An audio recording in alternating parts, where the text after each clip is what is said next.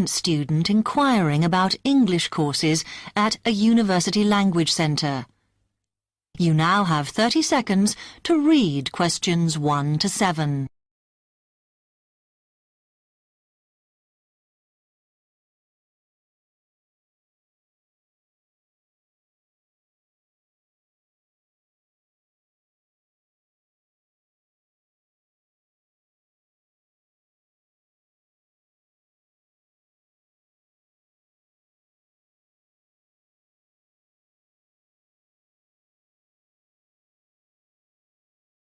Some of the courses only run for single terms, and we tend to focus on what students have difficulty with. That means we don't usually do speaking courses, but next term you can do listening. Oh. That'll help you with lectures and things. Our provision is all based on what the majority of our international students need. So is everything term-based? There's nothing that you run all year? Well, let's have a look. Yes, there is a class for vocabulary and grammar every term. That's for everybody, but it's split into 3 or 4 levels. And what about in the holidays? We don't do anything during the winter or spring break. Oh. But over the summer, there's just general classes because that's what most students want. A bit of everything. Mm-hmm. Okay, quite a variety then. I'll have a think about what I really need because I haven't got much time.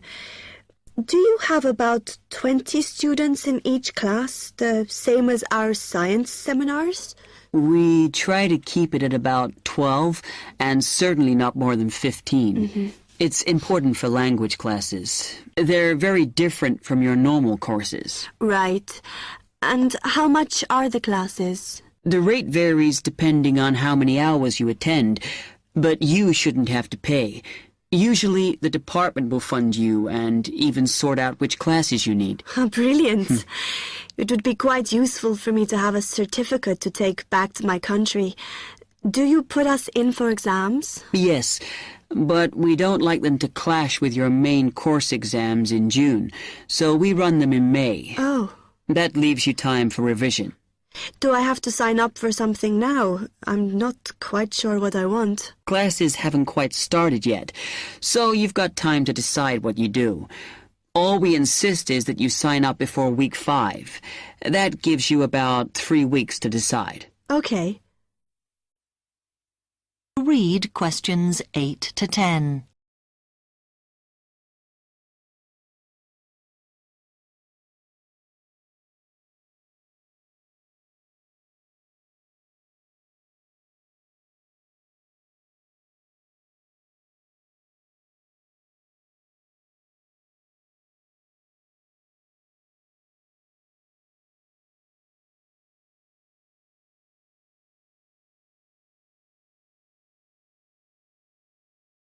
Then, when you've made up your mind, you need to come back here to the administration office to enroll. What do I need to bring with me when I enroll? My identity card, I guess. Yes, or your passport. Then you'll be given a registration form, which you'll have to show to the teacher when you have your first class. Okay. And should I ask my tutor about which classes I should do then? Yes. Then you get a note from him and give that to the desk when you register. Can I use the computers here as well? Yes. You'll be given a password when you go to your first class, so remember to bring a disk with you to save your work on, as you won't be allowed to save it on the hard drive. Okay. Will I need anything else? Dictionary? We've got loads of those here that you can borrow, but you'll need a notebook as we don't provide paper or files. Okay. Thanks. That is the end of part 1. You now have half a minute to check your answers.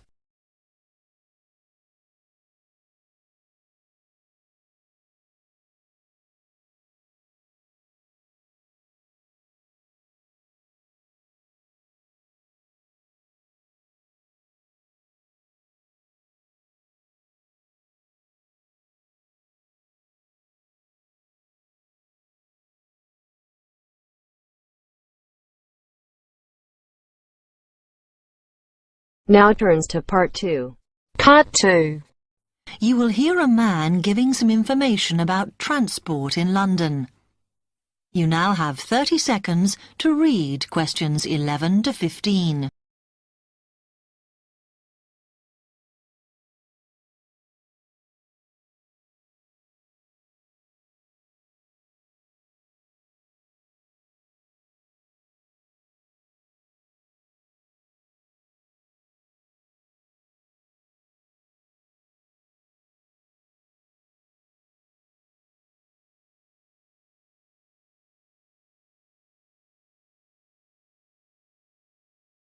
Hello, can I help you? Oh, yes. I was wondering what the best way was for me to get around London. Well, there are a lot of possibilities. As you probably realise, the main ways to get around are bus, train and tube. Oh? The underground. Oh. It depends how much you want to spend. All forms of transport offer special tickets, such as cheap day returns on the trains and so on. Overall, you'll spend less on the bus, as it operates on a basic flat fare for each journey. But of course it may not go to where you need to travel to. The mainline trains only operate in the outlying areas, though a few cross London, whereas the tube has stations which are placed in central areas of the city, close to the main sites and shops. Obviously there are more bus stops, but you will probably have to change buses to get where you want, which can be inconvenient. You will find that the buses are mainly in the central areas, but some tube lines go quite a long way out of London, so you could use this for longer journeys. Having said that, the tubes do get very crowded, so you should use the train if you want to sit down.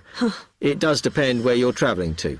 Well, I'm living on the outskirts, but I have to travel into London to college every day, and then around London when I'm here.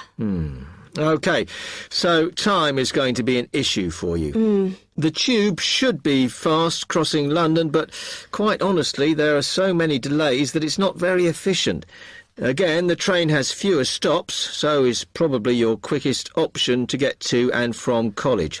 Of course, which service you use might depend on how frequent it is. I mean, the trains might only be every 20 minutes or whatever, but a timetable is published to save you hanging around. There are a lot of tube trains at busy times of day, but fewer at other times, whereas the buses run every 5 minutes through most of the day, and there are night buses. But you'll need to check out your route first.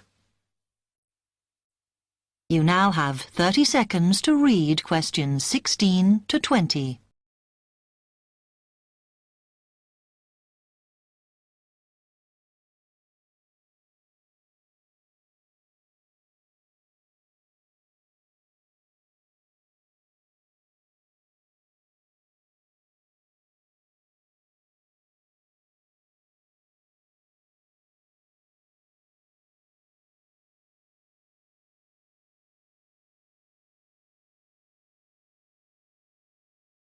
OK, thanks. How can I get from here to Hackney, then? Right, well, you can choose. We're here at the information office, OK? Now, next to us, on the corner of the High Street and Sweet Street, is the bus stop, opposite the bank. The bus goes all the way to Hackney, but it is a very indirect route, so it could take ages. If you want to take the train, walk down the High Street towards the city. Go past the bank, and on your left is the station, just before you get to the post office. There's a mainline service to Hackney Wick, so if you need to get into the centre of Hackney, you may need to pick up a bus when you get there. Opposite the post office, on the corner of Hart Lane, is the tube entrance. You'll see the big signs. That's probably the best way to get there, though you may have to change.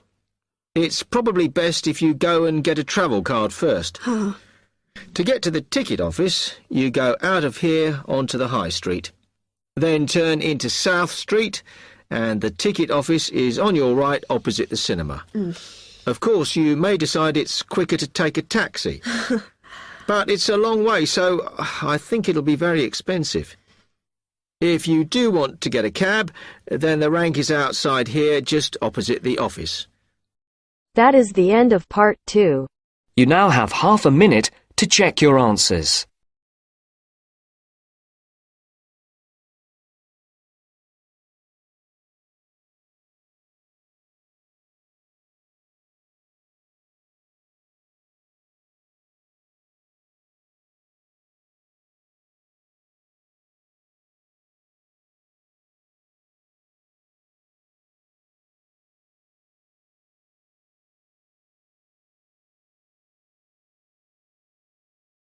Now turns to part 3. Part 3. You will hear two medical students, Caitlin and Hideki, discussing options for courses.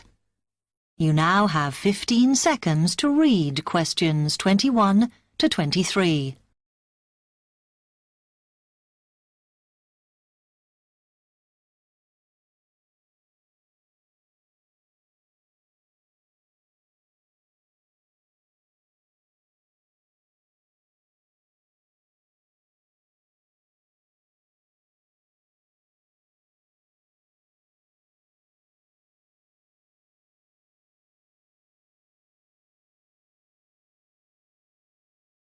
Hi, Hideki. How are you? Fine. I'm glad I bumped into you.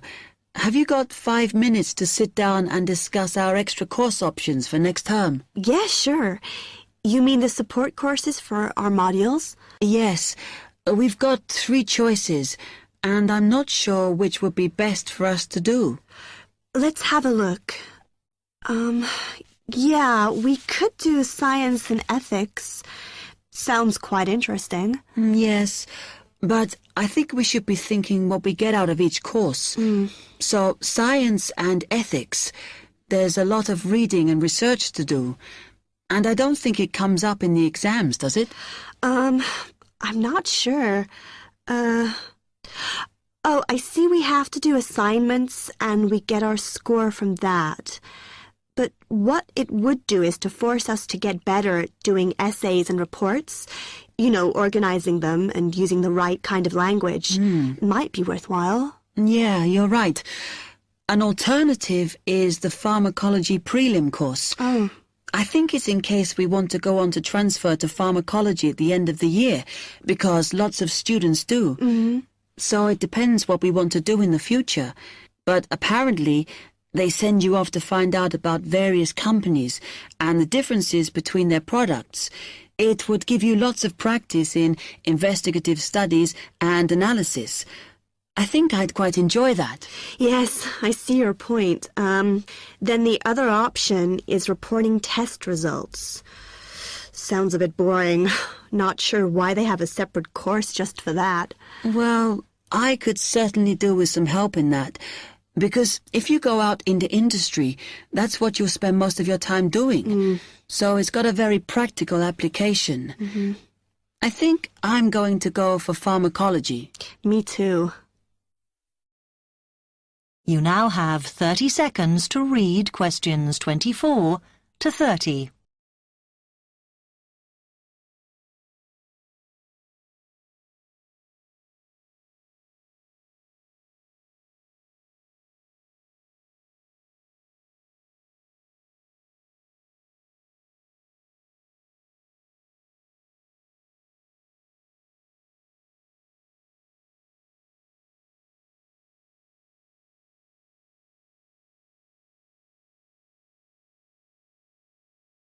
So let's have a look at it in more detail.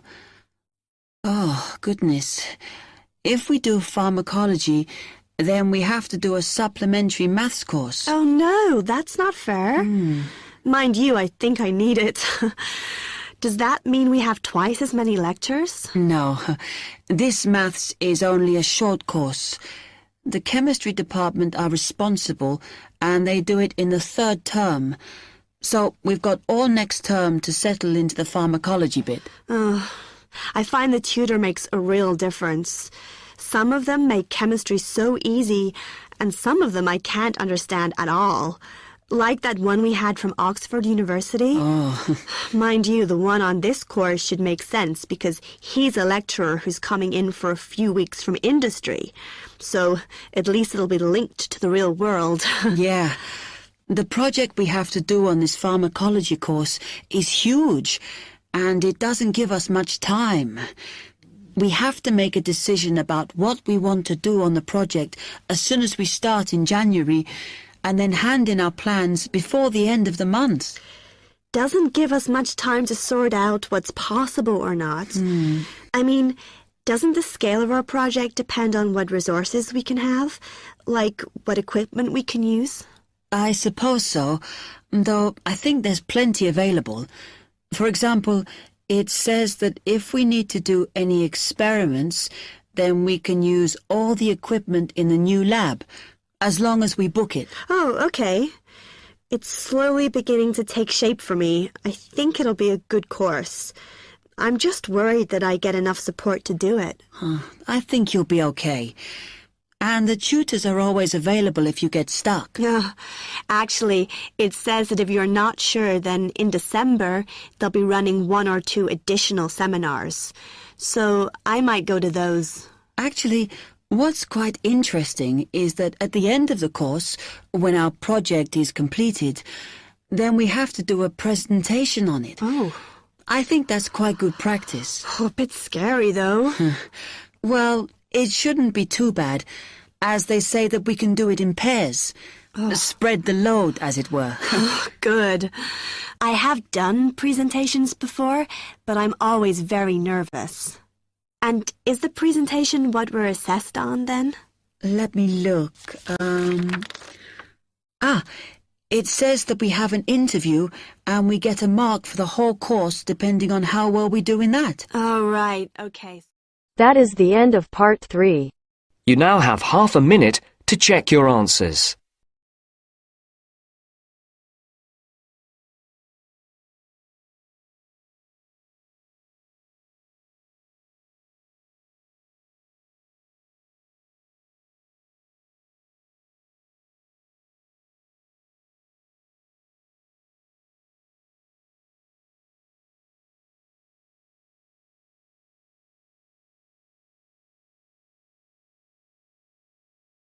Now turns to part 4. Part 4. You will hear part of a lecture on cities of the future. You now have 30 seconds to read questions 31 to 40.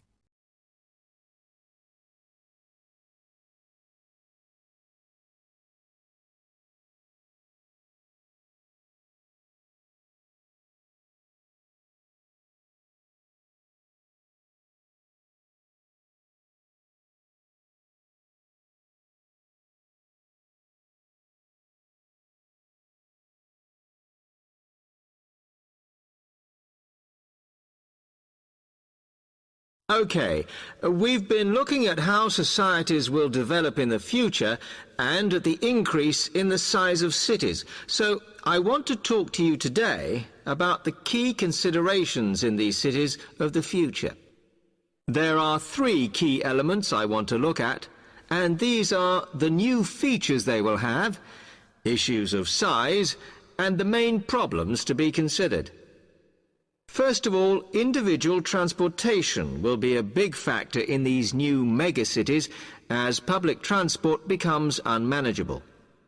There'll be a huge rise in the use of segways, which are personal transporters like motorized scooters.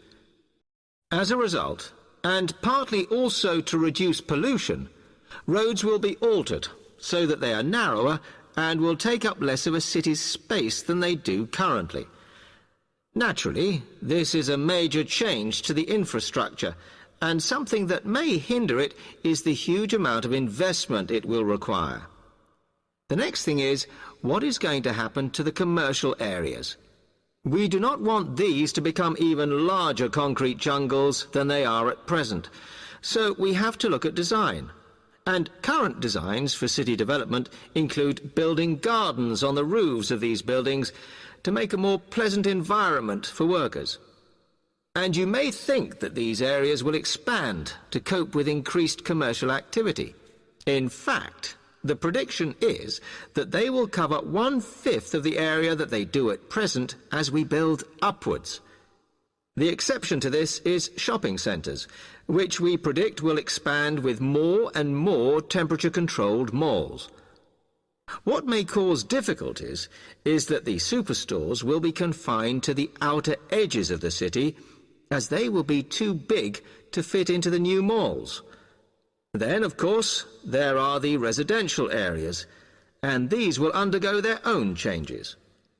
One particular development will be houses which are built from glass, as innovations in this material allow it to provide light without causing problems with temperature inside a building. The residential areas will not be allowed to expand without limit, as happens in some areas at present, and their size will be restricted to a population of 15,000. One issue, which has yet to be resolved, and I'm not sure it ever will be, is how we manage to house older residents. They will be increasing in numbers as time goes on. Finally, how will these cities live?